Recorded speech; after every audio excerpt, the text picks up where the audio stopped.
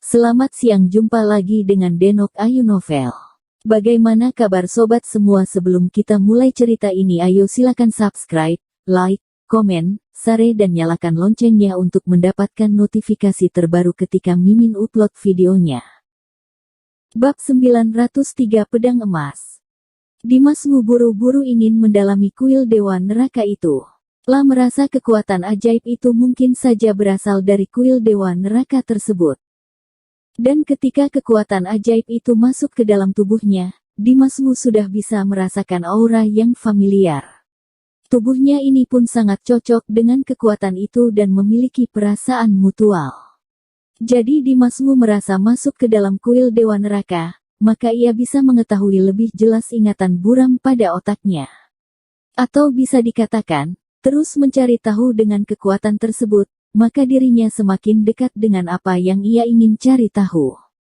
Komandan raksasa mayat tentu bisa merasakan perasaan Dimas yang buru-buru. Hatinya pun seketika menjadi lebih berani.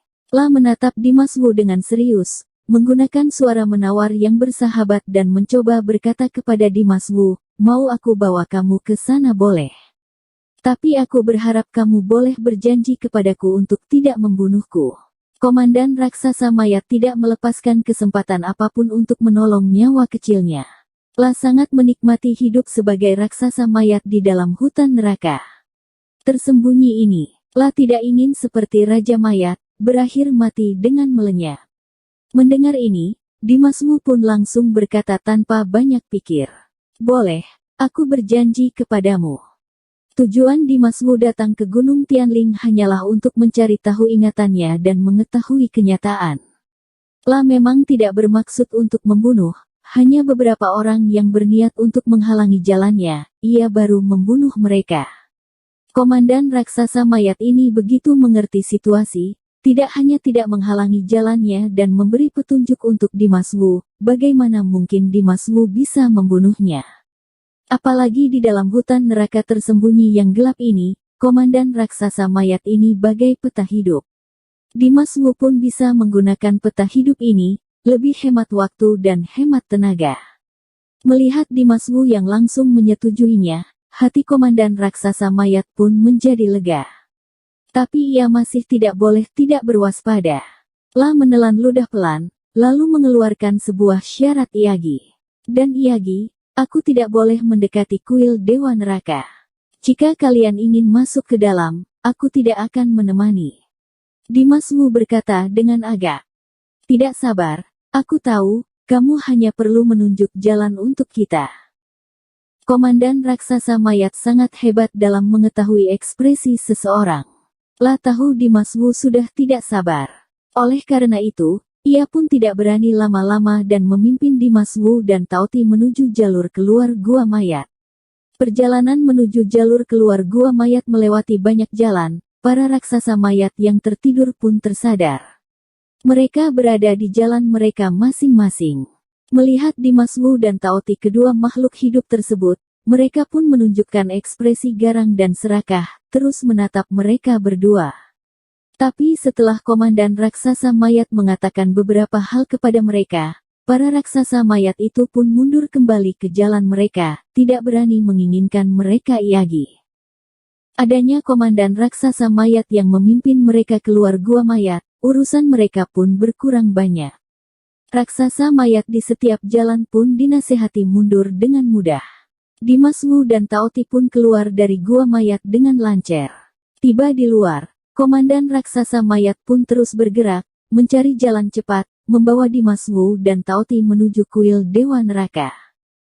Entah jalan berapa lama, mereka satu manusia, satu hewan dan satu mayat pun tiba di samping wilayah kosong yang sepertinya diruntuhkan. Wilayah kosong ini luas. Sekali tiba di sini, Dimas langsung merasa aura yang beda jauh dengan hutan neraka tersembunyi. Di berbagai bagian, hutan neraka tersembunyi sangat lembab, gelap dan penuh bahaya. Sejak awal, di udara pun terpenuhi dengan bau busuk yang menusuk. Tapi wilayah kosong ini seperti berbeda dari hutan neraka tersembunyi, luas dan terang. Udaranya pun segar dan hangat, seperti ada cahaya matahari yang menyinari. Komandan raksasa mayat tidak berani menginjak kaki ke dalam wilayah itu. La sudah menghentikan langkah kakinya dari jauh, tapi aura pada tubuhnya masih terpengaruh aura yang hangat itu dan berubah menjadi sangat lemah. Wajahnya pun ikut tampak pucat. La mengulur tangan, menunjuk depan tempat itu dan berkata kepada Dimas Wu dengan serius. Di depan sana adalah kuil Dewa Neraka. Aku hanya bisa membawa hingga sini. Aku akan mati jika terus masuk ke dalam. Dimas Wu tidak buta. Tentu bisa melihat komandan raksasa mayat yang tampak sangat lemah, sepertinya ingin terjatuh. La juga tidak menyulitkannya, langsung membalas. Baiklah, kamu pergi sana. Mendengar ini, komandan raksasa mayat itu seperti dibebaskan dari pembunuhan. La tidak berlama-lama di sana untuk sedetik pun dan langsung bolak badan lari pergi. Sedangkan Dimas Wu dan Taoti lanjut berjalan ke depan, masuk ke wilayah yang luas dan terang itu. Bagi mereka, udara tempat ini sangat kering dan segar, jauh lebih nyaman dari hutan neraka tersembunyi yang lembab, gelap dan bau. Tapi wajah mereka tampak sangat serius, langkah demi langkah pelan-pelan ke depan, kira-kira jalan selama 10 menit lebih. Di dalam pandangan mereka pun muncul sebuah kuil tua. Kuil ini terbentuk dengan tumpukan bebatuan, tampak sederhana, hampir sama dengan rumah tua yang sangat kuno. Pintu kuil itu terbuat dari kayu yang sekarang tengah tertutup rapat. Jelas sekali tempat ini mungkin adalah kuil Dewa Neraka. Seperti apa yang dikatakan komandan raksasa mayat, kuil Dewa Neraka ini sudah membekas sangat lama, semua bagian pun terwarnai dengan jejak waktu yang berlalu. Kuil ini sudah sangat hancur, bintik-bintik pada bebatuan pun sudah kehilangan warna.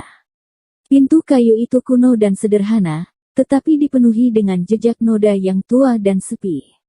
Sekali mendekati kuil Dewa Neraka ini, Dimas Wu seketika bisa jelas merasakan aura yang sangat misterius. Aura ini bagai kabut, terus melayang di sekitar kuil Dewa Neraka. Kabut yang tebal dengan tempat yang kosong membuat orang kebingungan. Dimas Wu merasakan kekuatan di dalam kabut ini dengan tenang. La sekali lagi muncul rasa yang familiar. Aura kabut ini seperti memiliki sedikit kaitan dengan kekuatan ajaib di dalam tubuhnya. Rasa familiar yang ia rasakan juga hampir sama. Hal tersebut membuat hati Dimas Wu tidak tahan untuk mulai berharap. Apakah kamu bisa masuk? Dimas Wu ingin buru-buru masuk ke dalam. Tapi sebelum ini, ia masih bertanya kepada Taoti dengan lembut. Taoti tanpa ragu, membalas dengan tegas. Boleh. Dimas Wu mengangguk berkata, ayo masuk ke dalam. Setelah itu, Dimas Wu langsung berjalan terlebih dahulu ke depan pintu kayu kuil Dewa Neraka.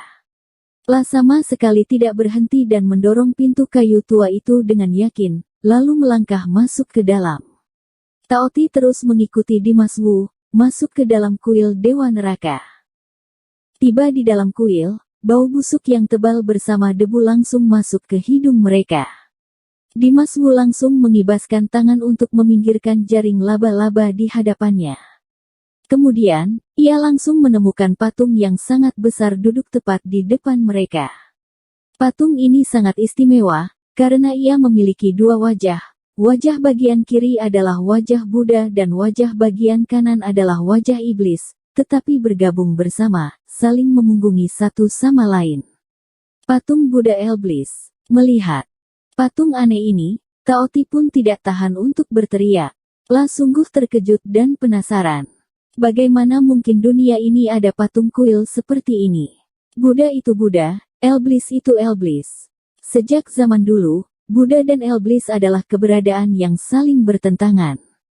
Tapi di dalam kuil Dewa Neraka ini, bagaimana mungkin bisa menggabungkan Buddha dan Iblis bersama menjadi sebuah patung? Taoti sama sekali tidak mengerti. Untuk Dimas Wu, pandangan malah terpusat pada patung Buddha Iblis itu. La terus setia menatap patung aneh itu. Tubuhnya seperti membeku. Hatinya pun sedikit bergemuruh. La merasa patung Buddha Iblis ini agak familiar, tapi ia tidak dapat teringat akan apapun. Dimas Wu pun terpikir akan sesuatu, lalu seluruh tubuhnya mengeluarkan roh jahat hitam yang tebal. Roh jahat hitam itu seperti ada kaitan dengan patung setengah Buddha setengah iblis itu. Lah berubah menjadi benang iurus, satunya terhubung pada alis mata Dimas Wu dan satunya Yagi terhubung pada patung Buddha iblis. Alis mata dan patung Buddha iblis saling terhubung dengan roh jahat hitam itu. Raut wajah Dimas Wu langsung berubah, kepalanya seperti sudah meledak. Sebuah ingatan yang mengerikan memasuki otaknya, membuat seluruh tubuhnya bergoyang dan langkah kakinya tidak tahan untuk mundur selangkah ke belakang. Dimas Wu memandang patung Buddha iblis itu ketakutan. Kemudian wajah Mia tiba-tiba menjadi serius, lalu duduk dengan kedua kaki yang dilipat. Lah duduk tenang dengan gaya meditasi, lalu mengejap kedua matanya. Setelah mengejapkan matanya, bayangan di otak Dimas Wu pun pelan-pelan menjadi jelas. Lah menemukan langit penuh bintang yang luas di otaknya. Langit bintang itu sangat kuat, gelap tanpa ujung. Patung Buddha dengan cahaya emas yang kelap-kelip berdiri tegak di ruang kosong. Cahaya Buddha menyindari, sehingga setengah bagian ruang tersinar dengan indah. Tetapi di seberang patung Buddha ini terdapat sebuah patung iblis. Patung iblis ini memancarkan niat sihir yang mengerikan. Wajahnya sangat seram, pupil matanya cuek. Roh jahatnya sangat tebal, niat sihirnya juga sangat kuat. Setengah bagian dari ruang itu mengalami pengaruh patung iblis dan bisa-bisanya sepenuhnya gelap tanpa sinar, bahkan cahaya Buddha saja tidak bisa mengenai mereka. Patung Buddha dan patung iblis seperti sudah berada di sana sejak dulu, bertarung sangat lama di tengah ruang kosong tanpa ujung itu. Kedua belah bibir patung Buddha seperti terus bergerak. Sejumlah Sanskerta yang tak terhitung muncul dari mulutnya, berubah menjadi cahaya Buddha emas dan memasuki setengah bagian ruang yang gelap itu. Sanskerta berwarna emas itu menindas aura jahat dengan kekuatan yang tak terbatas. Sedangkan patung iblis itu sama sekali tidak takut. Lah berdiri tegak di dalam kegelapan, terus mengerang dengan niat sihir. Roh jahat hitam terus bermunculan dari tubuhnya dan bertabrak keras dengan Sanskerta emas itu tanpa henti dan menghilang di ruang kosong. Kedua hal tersebut bertabrak dan menghilang, seperti tidak pernah ada sebelumnya. Dimas Wu merasakan pertarungan tanpa suara di otaknya dan hatinya sangat terkejut. Lah seperti sudah melewati banyak abad, melihat Buddha dan iblis yang terus bertarung tanpa henti di ruang kosong yang luas. Cahaya Buddha yang tak ada ujungnya itu tidak dapat membebaskan dosa patung iblis. Niat sihir gelap pun tidak dapat mengurangi cahaya iblis yang suci. Sungai waktu yang panjang terus mengalir, entah berapa abad yang telah berlalu. Patung Buddha dan patung iblis tabrak bersama, tapi kedua itu tak termusnahkan dan menghilang, berubah menjadi wujud setengah iblis setengah Buddha. Niat sihir gelap mengalir pada tubuh Buddha. Cahaya emas Buddha itu melilit pada tubuh patung iblis. Terakhir otak Dimas Wu hanya tersisa patung Buddha iblis. Dan patung itu adalah patung setengah Buddha setengah iblis di hadapannya. Dimas Wu masih duduk di lantai dengan mata yang masih terkejap, tetapi alis matanya berkerut semakin dalam. Lah membawa amarah yang bahkan tidak disadari dirinya sendiri dan bergumam sendiri. Mengapa harus membiarkan aku melihat semua ini? Ucapannya baru saja berakhir, tiba-tiba aura kuat pun mendarat pada tubuh Dimas Wu. Dimas Wu hanya merasa kepalanya terpukul. Patung setengah Buddha setengah iblis di otaknya itu pun menghilang. Selanjutnya ia tiba di ruang ketiadaan. Ruang ini tanpa batas dan sangat hening. Segala hal di dunia ini seperti dibersihkan dan hanya tersisa langit dan bumi. Tapi detik ini tiba-tiba ada pedang yang sangat besar, seperti berasal dari langit yang jauh, jatuh ke bawah dan menusuk bumi. Pedang ini sangatlah tajam. Tubuh pedang ini memancarkan sinar emas yang berkilau, semakin membawa kekuatan yang memusnahkan segala hal di bumi. Ujung pedang terjatuh ke bawah, membawa cahaya pedang yang mengerikan dan menusuk lurus ke bawah dengan kekuatan yang seperti memotong bambu. Duar. Otak Dimas Wu Yagi lagi gemetar. Lah menemukan pedang besar itu menancap tanah. Ujung tangan pun tenggelam ke dalam tanah. Di atas tanah itu muncul pusaran cahaya pedang, seperti seluruh tanah kuning di sini berubah menjadi bentuk pedang. Langit, bumi, ruang yang luas sama sekali tidak ada, hanya tersisa pedang.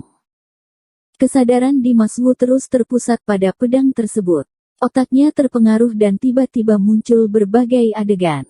Lah menemukan ada seseorang yang tengah memegang pedang emas besar itu, terus membunuh tanpa henti di tengah pertempuran.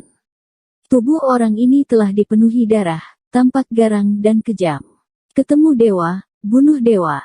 Ketemu Buddha, bunuh Buddha, seperti sedang menggunakan kekuatannya sendiri untuk melawan seluruh dunia. Adegan ini penuh dengan darah dan kejam. Aliran darah ruang menjadi sungai, aura yang mematikan itu memenuhi satu ruang kosong.